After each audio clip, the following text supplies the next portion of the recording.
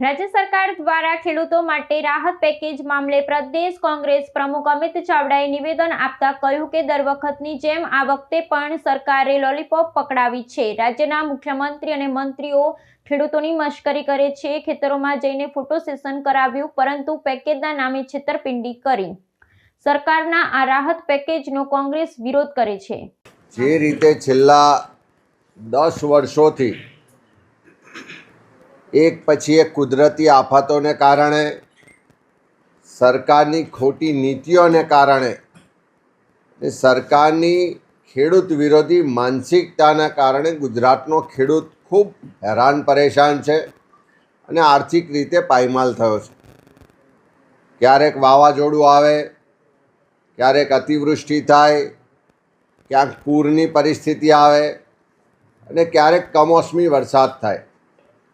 હાલમાં જ આ થોડા વખત પહેલાં ગુજરાતમાં જે અત્યાર સુધીના ઇતિહાસનો સૌથી લાંબો સમય કમોસમી વરસાદ થયો અને એના કારણે ગુજરાતના તમામ વિસ્તારોમાં લગભગ મોટા ભાગના જે પાકો ખેતરમાં તૈયાર હતા એ નાશ પામ્યા અને ખેડૂતોને આર્થિક રીતે ખૂબ મોટું નુકસાન થયું।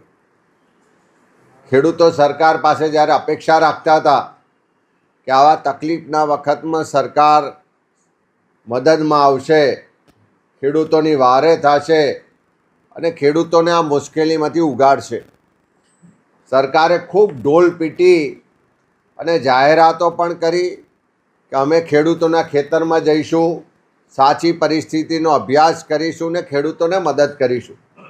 મુખ્યમંત્રી ખેતરમાં ગયા, ફોટા પડાવ્યા, મંત્રીઓ પણ ખેતરમાં ગયા, ફોટા પડાવ્યા। કેટલીક જગ્યાએ આપણે જોયું કે સરકારના મંત્રી હાથમાં ડાંગર પકડીને એમ કે વાસ આવે છે, ક્યાંક કોઈક મંત્રી ઘોડે સવારી કરવા જતા હોય એમ લાંબા હોલ શૂઝ પહેરીને જાય।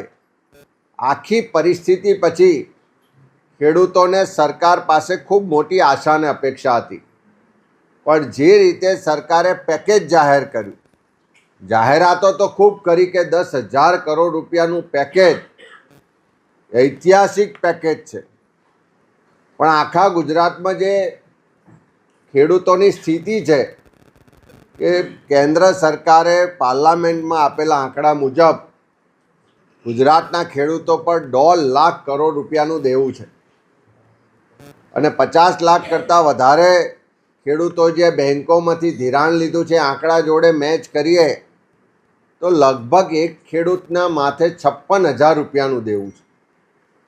આ દેવું કેવી રીતે ભરાશે એની ખેડૂતોમાં ચિંતા છે। બીજી બાજુ સરકારે જાહેરાત કરી કે 42 લાખ હેક્ટર વિસ્તારમાં જે તૈયાર પાક હતો, ખેતી હતી, એ નષ્ટ પામી।